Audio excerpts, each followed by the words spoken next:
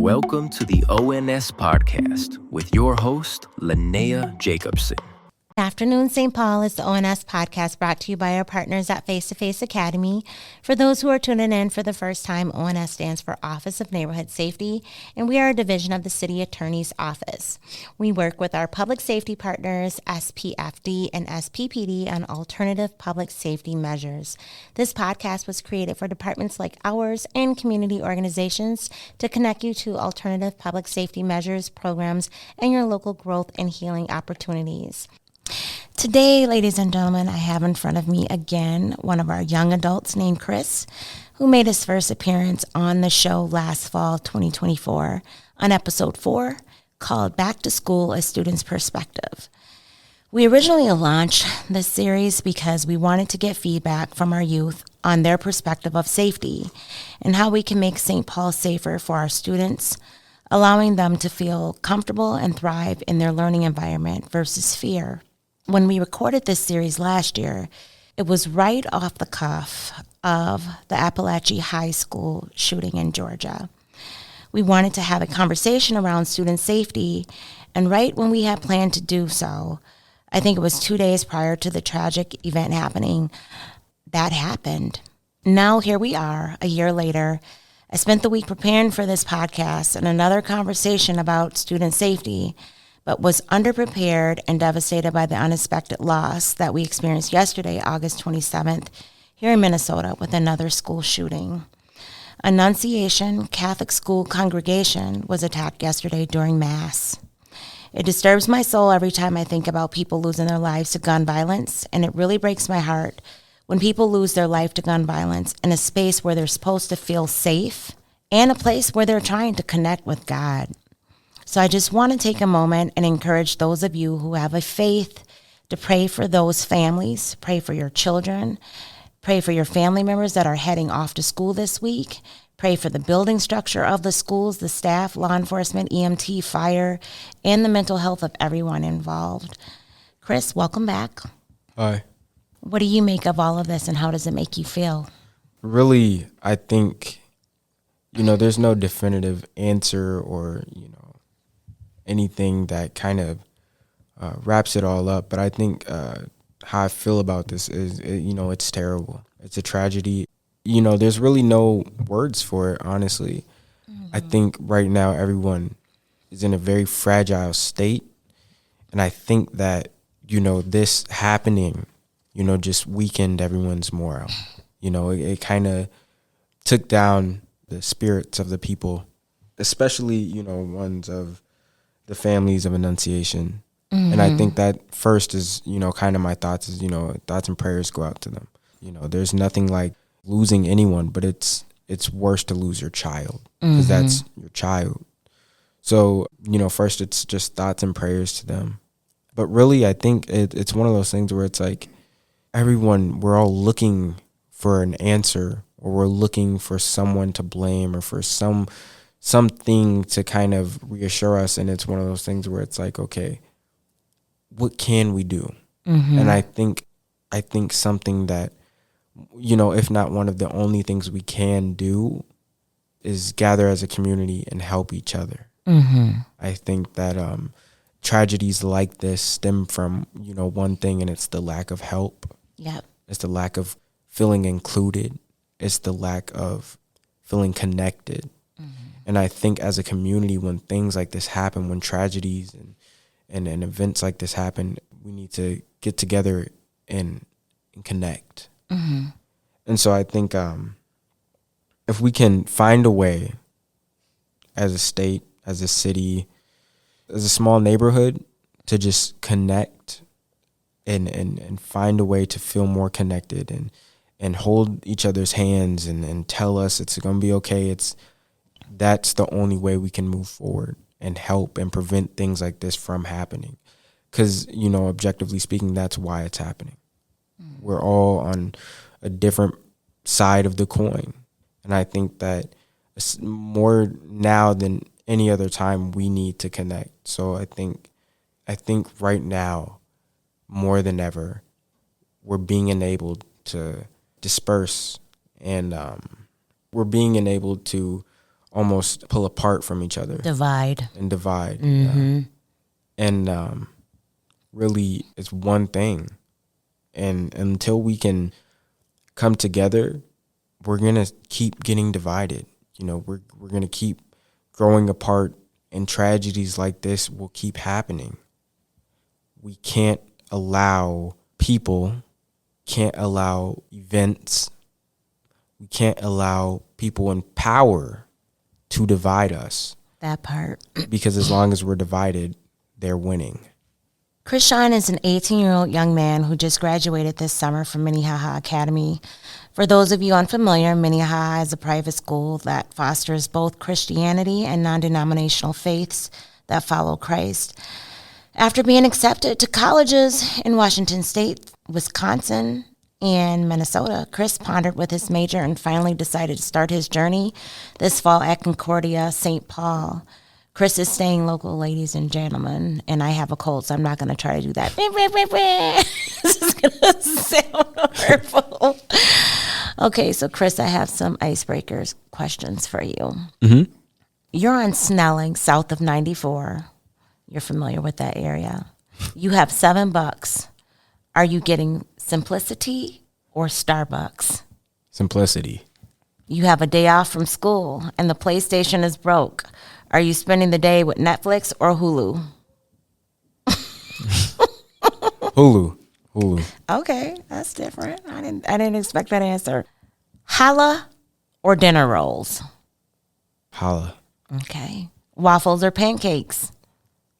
Ah. This is a good one. I know. I think waffles because I feel like yeah. This was supposed to stomp you. You got to pick one, Chris. Waffles or pancakes? Waffles. Okay. List your 3 favorite things about Animal Kingdom this summer. The safari. Okay. That's always cool. Pandora. That was amazing. And the food. The food. Oh, yeah. Tell me a little bit about how your school year went last year. Like, what did you do good? What would you do over if you could do over? I think it went well. I think throughout that whole school year, I was just focused on graduating. Mm-hmm. And I think that initial focus right off the bat helped me do better in a lot of academics. Because I was like, okay, I'm not, I was really focused on graduating. And in order to graduate, you got to do good, especially if you want to get into nice colleges. Yeah. And so I think that initial focus helped me do better in academics, which then allowed me to do more outside of academics. I think if you focus on kind of getting your work in and, just doing all these things, it's work hard, play hard. So I focused on working and all these things and trying to do good academically. And that allowed me and opened up a lot of freedom to say, wait a minute, I don't have to stay home and work on this, or I don't have to stay after school and work on this. I can go out with my friends here, that's and do true. things there. So I think really, it went really well in the sense that I got a little bit of everything. I think you did one of those things where you were there like rain, sleet, or snow. Like when you were down bad, like you were there with snotty nose, sore throat, I think senior and junior year, you can't afford to, I don't know, not all schools are like this, but I know personally I couldn't afford to, some days I just couldn't go to school, but I ended up going to school because it's like I couldn't afford not to. I really couldn't. Why did you end up choosing Concordia St. Paul? They had a really good business program. Okay. A teacher in one of the class I was taking, he had went to Concordia and he studied in business, and he's now an accountant, or he was an accountant. Mm-hmm. And really I talked to him and was able to chop it up. And not to mention, I think I like, they have a really nice marketing and advertising program as well to go with that business. And I think I love that. I think I can speak for most of Gen Z when I say we love the social media. Like, I'm not gonna lie. You do. We love social media. And that's not a bad thing if regulated. Like, if you're and admit it. Like, I know I be on social media, like, I know I do. I'm not even gonna lie. So it's like, as long as you're wrong, or you're on social media, you go ahead and be on it. At least I think when I speak for Gen Z, I mean like we're good at it. Mm-hmm. We know what's popping. We know what, like for real. We know what's real. We know what's gonna get the clicks. We know because we're the clickers. You know what I mean? Oh gosh. We know it's gonna attract people because we're the people that are attracted. You know, so I think it really just marketing is like, okay, if you can, I swear anybody can do it. Like anybody can do it. If you on social media more than 3 hours a day, congratulations, you can do it. Like you for sure can do it. So I think Concordia, their program is just so refreshing, and it's not uptight and old fashioned. It's so refreshing and in with the times that it was like, okay, this is not even a choice, you know. What classes are you looking forward to this year? Interpersonal communication. So it's a lot of what I just said. Like it's a lot of how can you communicate with someone without talking. It's a lot of grab that attention. Exactly. That marketing, basically it's marketing, yeah. Without them hearing it or just seeing or being attracted to it right away. And it's like, I think about it all the time. It's like, okay, there's so many things that you don't realize grab your attention. Like a friend of mine, we were going to an NBA game and we seen an advertisement from Anthony Edwards and he was talking about Sprite. Kid you not, we ended up sitting down in those NBA seats with a Sprite in our hands. Lord have mercy, it's like things, but it's like things like that. So it's just like, you know, really, if you can see someone, if something that easy can grab your attention, you can definitely grab people's attention. Is there any fear or stressors you may have around going into adulthood and starting a new chapter that is unfamiliar and unpredicted? Because you've had all these years at the same school, doing the same thing, going to the same locations with pretty much the same kids. And the only thing that ever changed for you were the teachers, right? Because as you got older, you got into different grades and different teachers. So school was predictable, even though it was unpredictable, right? Mm-hmm. So is there anything that you're stressed out about? Because now you're going to be like an adult. Yeah. I've got to be honest with you. I want to say ever since a little before May, maybe April last year, I haven't really been that stressed out. And I mean, well, that must be nice. You know, it was really nice. But in terms of continuing on and going into college and turning into an adult, I don't think there's things that stress me out. And when I mean stressed, I mean like, oh man, I can hardly sleep, or you know, I woke up and this is the first thing on my mind. But there has been, you know, just I guess balancing things. You know, college is a different beast. It's a different bull. You know, it's not something that I've been through or been to before. I think academically, I'm not as stressed, but I'm definitely just work loading.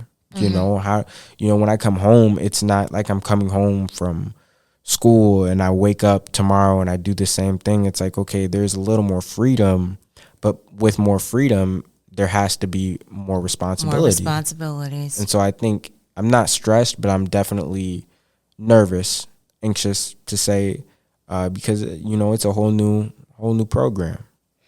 As parents, we sometimes helicopter around our children when it comes to safety. I know that's me. Now you're growing into a young man and you have more independence, which we just talked about, and you manage yourself. What sorts of things do you think about when it comes to your own personal safety and decisions that you make? Because as a mom, I'm able to say, no, don't go here, don't go there, do this differently and watch out for that, you know, and now I'm kind of like, okay, that's a lie. I'm not taking a step back. But you're more independent of me. So what personal decisions, safety decisions do you make to make you feel safer? Well, I say it all the time. Nobody wants to be alive more than me. Like, and that should be, everybody should feel like that. You know what I mean? No one wants you to be alive more than you want to be alive, because it's your life. You know, if all goes wrong, you're the one with black lights, nobody else, you know? So I think things I plan on making is just good decisions, right? You can do whatever, you can do anything, but you got to understand that anything you do has an outcome. And so if you make the best decisions, even if they're not the greatest decisions in the world, but as long as you make the best decisions for you, that's what's going to keep you safe. And it's the simple things. You know, if I know, oh, maybe I might be late to class about 2 minutes or 5 minutes, but if I know I should take this road, I'm going to take that road. You know what I mean? I'm going to take the road that's going to maybe make me 5 minutes late, but I know I'm going to get there and safe to say. Amen. You know? So it's things like that. I think just precautions I want to take is, you know, just make the right decisions. Make the right decisions. You know, this isn't high school. So, you know, not everybody you meet, you can dump everything into, because not everybody you meet has the same intentions or same, you know, background as you. So if you meet someone, maybe it's not worth telling your life story to. Maybe you don't say, hey, I got this going on, I'm stressed out. You know, maybe that's not somebody you open up to. I think in order for, you know, a friendship to really brew, it takes a while. And if it doesn't take a while, it takes proof that this person is really a friend. And so really just I look for those signs. You know, I already have some people I know going there. And so it's one of those things where it's like I'm not too isolated. But yeah, there's things to look out for. And so just being aware of your surroundings. Which is people, place, and things. Exactly. What is one thing adults and people in the community could do better to support you as a young man and help you thrive? I think let us make decisions, especially right now. Right now, we all living in a space, in a time where a lot of young people were trying to make decisions, and we're making more decisions. But ultimately, the decisions are mainly being made by people older than us, for us. Okay. And I think it's one of those things where it's like, okay, well, you know, yeah, you made a decision for me, but you don't know what it's like to be me. So how can you make the most accurate and an efficient decision for me? And so I think really just letting us make decisions, letting us be in the big rooms, letting us be around the table, letting us say something, that's what can support and help us grow and make the best decisions for you guys. Because, you know, I put it like this: when your parents retire, they don't want to have to babysit. You know what I mean? They don't want to have to do all these things. They want you to babysit them. They want you to take care of them. So it's one of those things where it's like, okay, well, if you never get us a chance to experience that, and a chance to know how that feels, right, we're not going to make the best decisions. And so ultimately, that's all we're trying to do. So allowing you the space to grow. Exactly. Yeah, I know one of the things with the city of St. Paul, particularly ONS, and in a lot of these community meetings that I attend, we always talk about how important it is to have youth at the table to help with some of those decisions. Like even with the Neighborhood Safety Community Council, we have youth at the table to help with some of these decisions that we're making. We just had World Youth Connect, just did a show with them, and we really do talk about how important it is that youth are responsible for youth, and they are responsible for making a lot of the decisions that we make that pertain to them. Because like you said, who better to like handle youth or make the world a better place for youth than youth, right? Yeah. I think I always say too, it's like, we're not as young as you guys think. I think a lot of people think of our generation as the teenagers. A lot of Gen Z is about to be 28. It's crazy to think. Like, they're 27, 28. So it's like, yeah, they're young, but they're grown. And so it's one of those things where it's like, okay, a lot of people have the same stress under their belt as older people. And I think they don't realize that as much, but it's like everybody deals with it. The prices go up for everybody. You know, the market and the groceries, the gas, everything is happening to everybody. So when you guys are like, dang, man, I'm stressed, I don't know what to do, some 28-year-old is thinking, dang, I'm stressed, I don't know what to do. And so I think it's one of those things where it's like just allowing people to feel the same. And if a young person says, no, I definitely understand, and the older person looks at them like, no, you don't. The truth is they do. You know, they've been through the same, maybe not as long as you've been going through it, but they've been going through the same stuff. So it's definitely one of those things where it's like, I think the best thing we can do for the youth is to let the youth, as crazy as it sounds, pretend like they're grown. Because the truth is, they might as well be. The world moves so fast. It moves faster than anything. Shout out to Chris for reminding me and Anton how old we are, what generation we are from. What are your goals for this school year? Learn. I think in college it's different than high school. In high school, I don't feel like you're really learning anything new. In high school, it's all repeat and remember. It's not really learn. Also, you get to choose what you want to learn. It's not like high school. High school, you can learn math, you can learn science, you can learn linguistics, you can learn different languages. It doesn't matter, right? Because unless that's what you want to do, which I don't know much people that want to be mathematicians, but unless that's what you want to do, you're really just learning it for nothing, right? In college, you're learning something to make you money, right? You're not just learning it to learn it and keep it in the back of your head. So when you're in your 30s, you can say, I still know how to do this algebra. No, you're learning it so that in your 30s, you got a job, and that's your proof. And I don't think a lot of people realize that. So I think really a goal for me is just to learn, discover. I think the true school experience happens after high school, because this is now when you're kind of learning to be an adult. Yeah, you're independent. You're not. Exactly. You're not being helicoptered, right? Right. Learning to be an adult and a student. Not a student athlete, a student adult.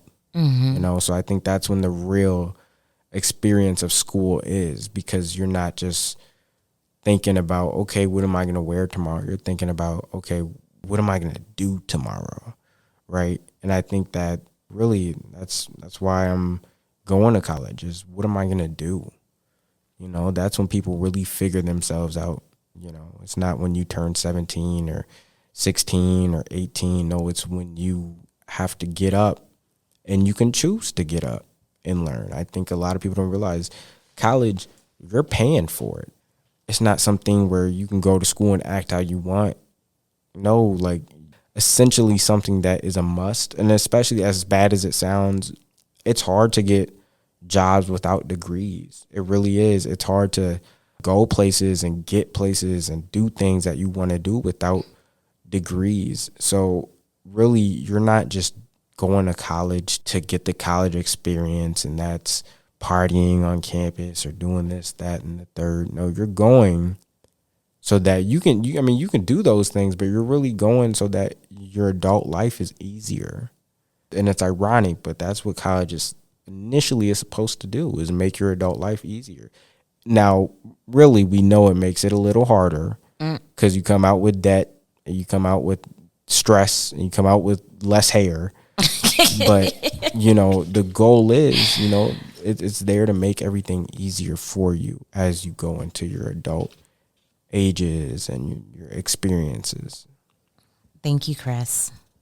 St. Paul citizens are out here working really hard to rehabilitate, intervene, and rebuild safer neighborhoods. This week especially, we are praying for our kids as the new school year begins. We are covering our kids in prayer.